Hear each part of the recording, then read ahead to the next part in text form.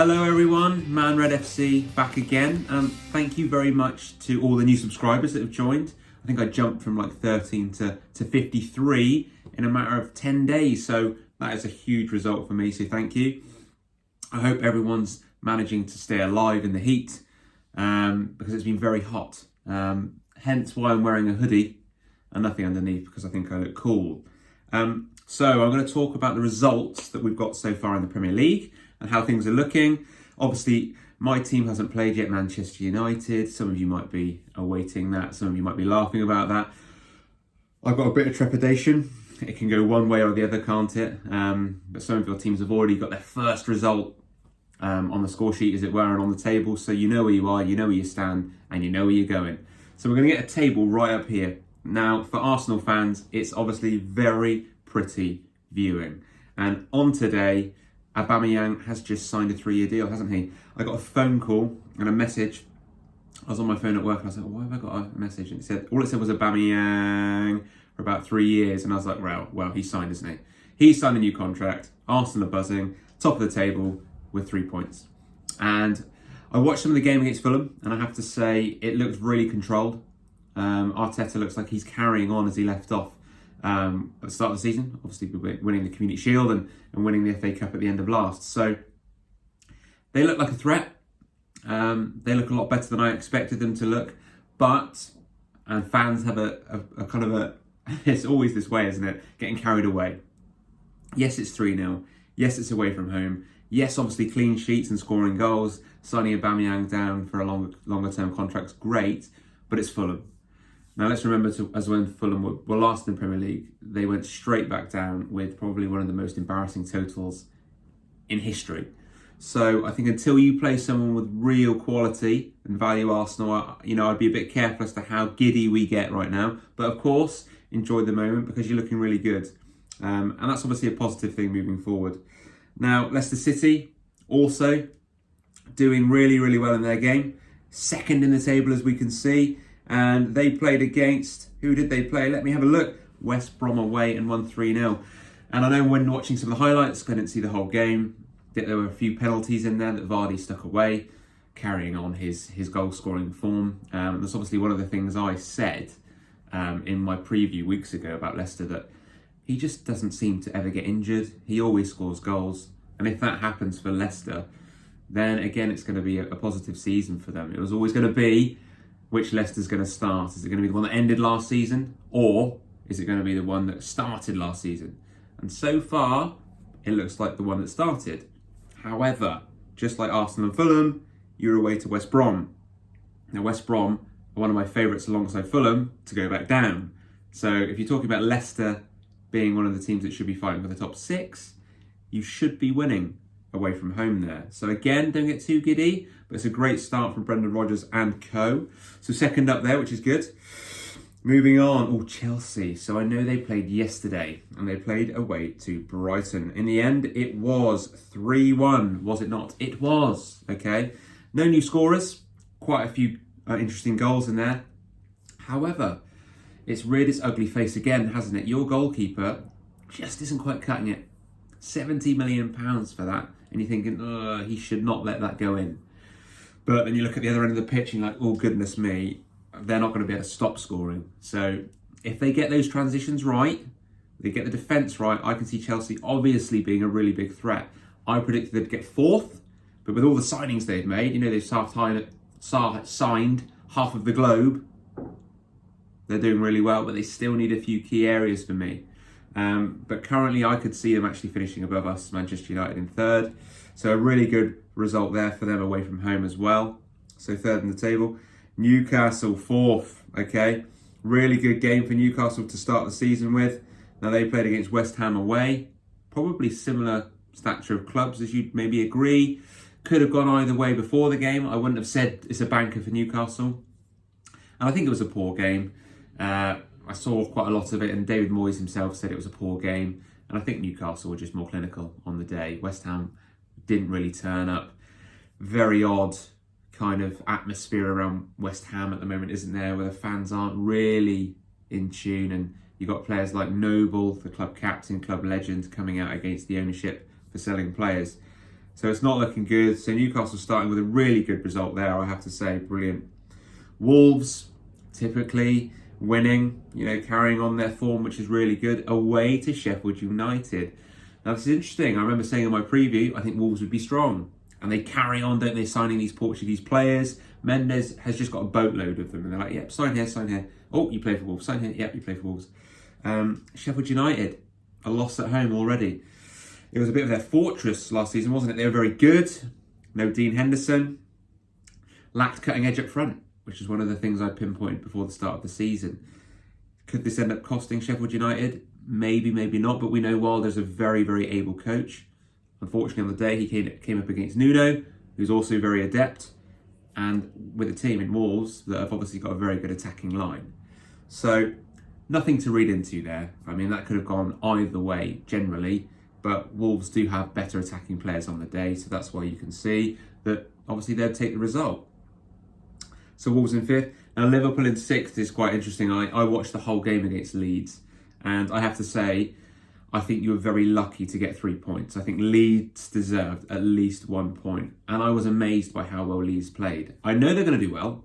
I've already said in my preview that Bielsa's a great manager. And I think of the 3 coming up, they're the ones that are going to finish higher up in the table. And we saw that. A lot of their attacking players, loads of flair. Their goal, I think it was the first goal that they scored. Was it Armstrong? I might have got his name wrong. Scored a fantastic goal after a brilliant touch, cutting inside and putting it in the bottom corner. It did expose Liverpool for what they are, not being too strong in transitions at the moment. And we've kind of seen a bit of a trail of that from the end of last season. But I have to say it was a wonderful game. Rodrigo, what are you doing? I thought he was younger. I didn't realise he was 28. Dangles such a lazy leg. And it shouldn't be lazy. He'd only been on for 5 or 10 minutes. He kind of turns away, sticks out a leg, brings Fabinho down. Penalty. Give Liverpool the win. I think if it finishes 3-3, neither manager's complaining. And I think Klopp even said he was lucky. So Liverpool in 6th. Very fortunate. But, as champions, you need to get the results where you can. But Leeds looking fantastic. Crystal Palace then underneath in 7th. Okay. So Crystal Palace playing at home to Southampton. It was an okay game.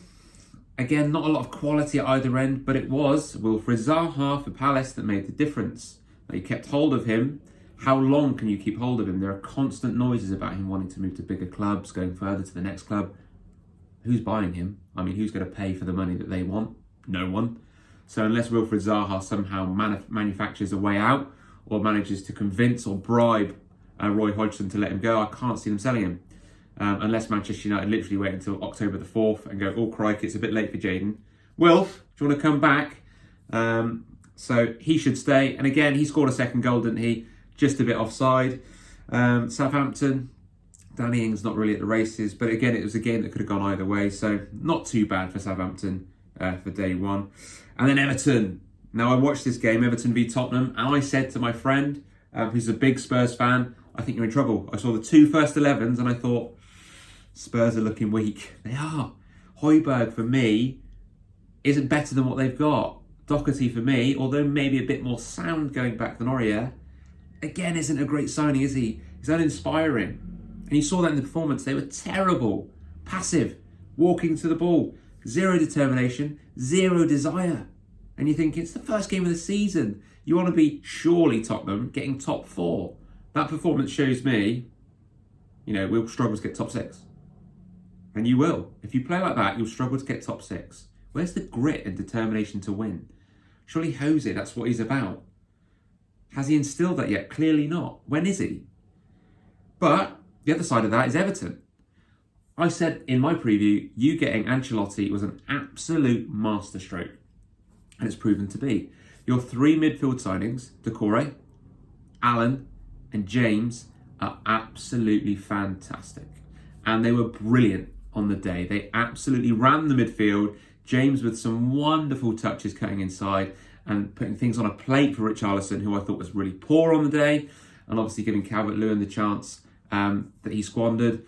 But then the free kick from Digna that he put away in the air. A great header from Calvert-Lewin there. So brilliant in the air. And Allen just dictating in front of the back four and really controlling from there. Obviously winning man of the match. I still think there's a frailty in goal. I still don't really trust Pickford. But if you can get past that and you can really cement that role, then I really think Everton are going to sneak into a top 6 conversation. I really do. They're the dark horses. Because they were brilliant. They dominated the game. I mean, you watch the game and you think, hang on. I mean, before, Tottenham beat Everton. You think Everton were the ones that were really struggling, looked poor. So what a really good correlation of fixtures. A way to contrast the progressions of both teams. Has Ancelotti done better? Has Jose Mourinho done better? For me, Ancelotti has walked it. He's done so much better than Jose Mourinho. It is not even close. So brilliant start for Everton. Looking really, really, really strong. Obviously, we're still waiting for some of the other fixtures due to European games and things like that. So Manchester United have still got to play Manchester City, Burnley and Aston Villa. So we've still got to see those games. Obviously, good news for Villa is that you signed Jack Grealish to a longer contract. What will be very interesting to see after this weekend coming, okay, as to where we're sitting after 2 games with some clubs on 1. What I will be doing is hopefully a preview of the whole games and all of the games, and do a separate preview for Manchester United, so please watch that, and a separate match review for Manchester United as well. So the United fans among us, please tune in. All of the other fans, please tune in. I like to stay as kind of level-headed as possible across the curve and make sure I'm not leaning one way or the other. So I think, again, opening weekend, it's kind of been as you'd expect. Different levels of fitness. Managers trying to fix different areas of the team. Still not sure who's staying, who's coming in, who's going. So it's a bit bitty. No fans, so we haven't got that initial punch into the season, have we? That we've had for so many years. So it's been okay. There's been some nice games, some really nice football. But on the whole, I'd probably give it a 6 out of 10 as a start. I just haven't really felt it grip me yet and get me into the game and into the atmosphere of the Premier League. I was so excited before the league started, and then the games kind of came around, and although they were okay, I did find myself, with the iPad just reading things about a game whilst watching. And you can't do that with football. I know we're tribal and it's all about when Manchester United play, I'll be like that, glued to the TV. But I've always been someone that actually, when everyone plays, I like to give them a good opportunity and watch them. But it's been a bit like one of those where you're kind of just doing 2 things at once, which isn't ideal. So thank you very much for watching my review of the first weekend. Sorry it's a bit later, but it's been so busy. I'm sure you've experienced the same. All back to work now. Hopefully we are. And doing okay and enjoying lives and staying safe. So please join me on the next one and stay safe. Thank you very much for watching. Take care.